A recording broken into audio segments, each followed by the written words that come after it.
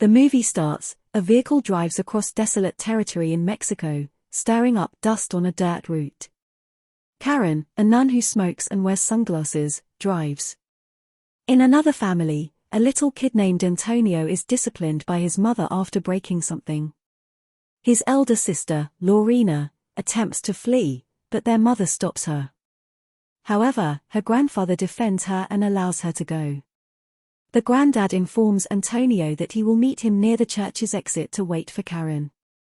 The mother works about the house, while the father reads the newspaper and wears an unusual mask. She glances at him calmly as she continues to wash the dishes.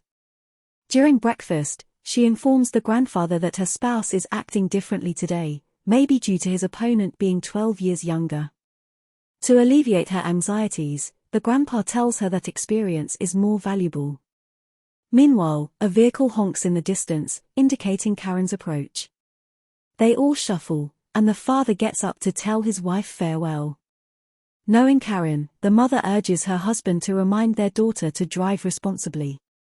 The husband walks out with a suitcase and encounters Karen, who curses at the vehicle for turning off. She marches back inside once the engine starts and drives away furiously. During the trip, her father inquires about her new employment, to which she responds dismissively. After some silence, he mentions her mother, but Karen interrupts him before ridiculing bystanders. They then drove out into the distance. In another location, a feather slowly falls on a man resting on the floor in his pajamas. He awakens to the sound of a heavy door crashing. When he looks around, he just sees white walls and a high ceiling. He determines the walls are solid before stumbling onto a bulge like a man's manhood.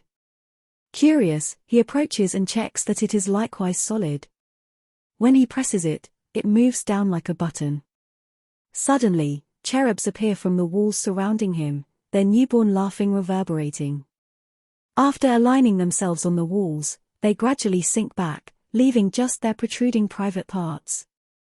The man screams in fear, and then he smells his finger, which makes him scream even more. He cries out, asking about the location, but receives no response. No matter what he says, no one responds. He looks at the little members and pushes a random one. When the button moves, a toothbrush falls down. The man takes it up, puzzled as to why a toothbrush has emerged out of nowhere. Frustrated, he looks about and clicks another button. This time, a loudhailer falls. Picking it up, he asks, agitated, what is going on? Still, he receives no reaction. With another press, a bonsai tree is launched into the room. This further confuses him as he approaches the bonsai.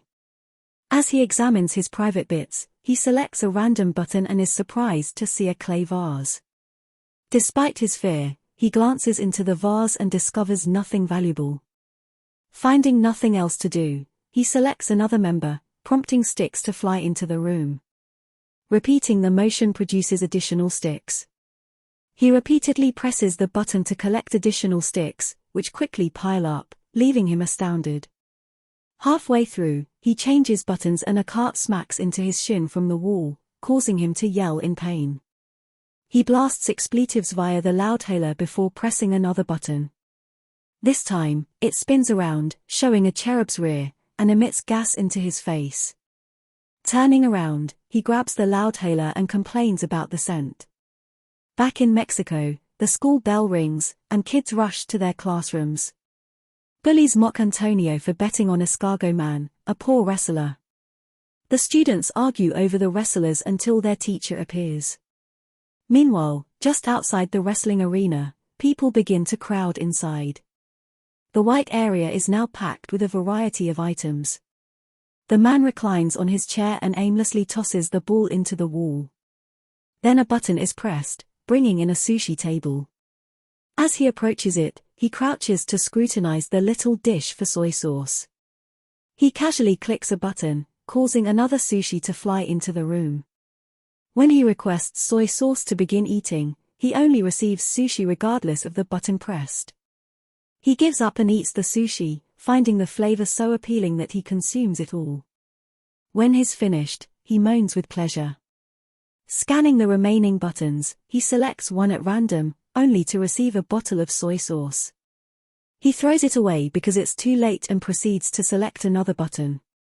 The space responds by providing him with 3D spectacles, which cause his surroundings to seem red and blue. He suddenly notices a cherub pointing to its private parts through the wall. He yells in joy as he presses it, believing it is his departure. Instead, the room darkens and a countdown starts. Panicking, he presses it many times, but the rest of the buttons disappear into the wall.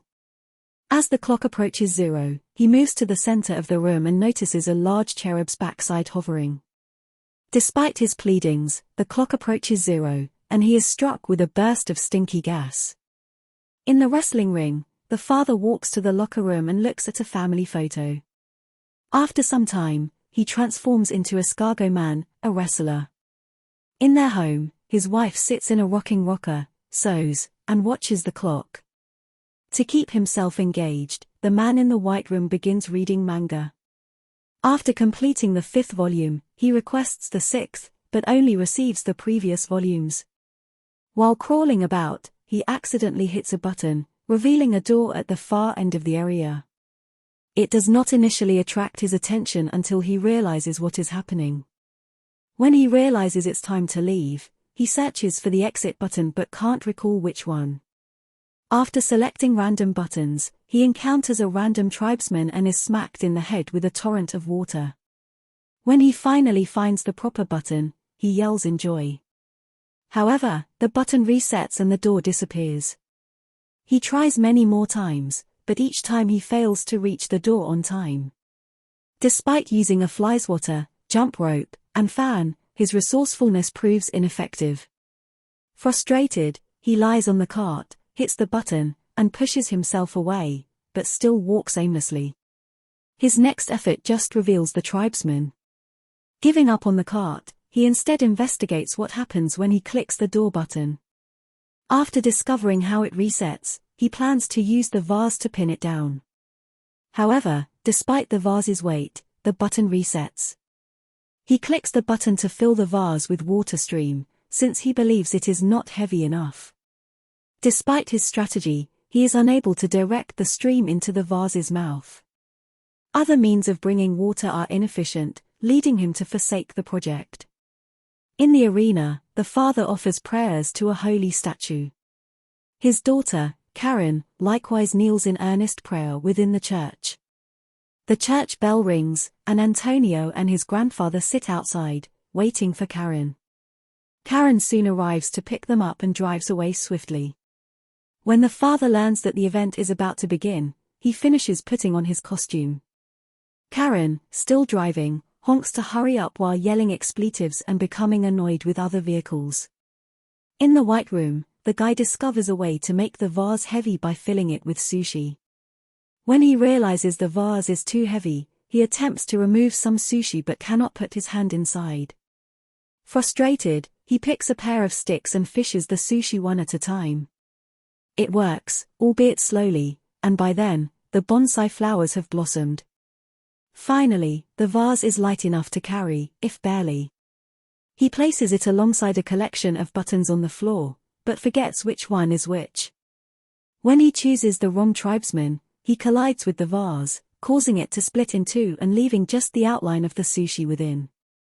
Frustrated, the man shouts. After finding the proper button, he yells and pats it down with dismembered sushi, but it still resets. Then he applies duct tape, but the button tears through it. He uses a metal plate and adhesive to secure the button, but it still pops back up. As he approaches the entrance, a wall collapses and hits him, forcing him to scream with pain. Meanwhile, Karen's entourage arrives outside the arena on time. Antonio and his grandfather run inside, while Karen chooses to remain outside. Despite everyone's loud shuffling, they locate comfy seats in front of the ring. Back in the white room, the man awakens from under the blankets and can't help but yell. Pain relief medications are beside him. While attempting to wash his teeth, he accidentally activates a long rope swinging from above. After it goes, he realizes he can use it to throw himself against the door. Laughing at his own cleverness, he triggers the rope and the button that opens the door. Swinging himself, he gets over in time. As he eagerly awaits his freedom, he discovers the door is locked and requires a key. With the wall ready to close, he runs inside the White Room, but the wall strikes him again. Feeling pain and frustration, he kicks the wall and accidentally activates the key button. It floats in the air for a while before vanishing. As he searches for the button he pressed, he is surprised to see a figurehead of a barking dog emerge from the wall. He looks again, but only finds the same barking dog. Startled and sobbing, he retreats to the corner before deciding to try again. This time, he finally makes the proper choice.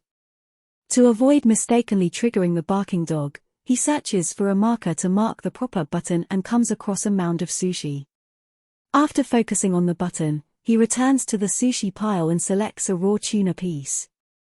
However, he forgets which button it is and instead activates the barking dog again. Scared, he kneels and presses a button, expecting the dog, but it's rather the key. He crowns the button with raw tuna and devises a plan: activate the rope, swing to get the floating key, open the door, and leave. On his first try, the man fails. To get near enough to the wall to activate the key, he uses a toilet plunger. The third time's the charm, and he finally opens the door. But it still refuses to open. He glances up and notices a combination padlock that he also needs to unlock. When he realizes the wall is going to close, he rushes back to the White Chamber only to be smacked again.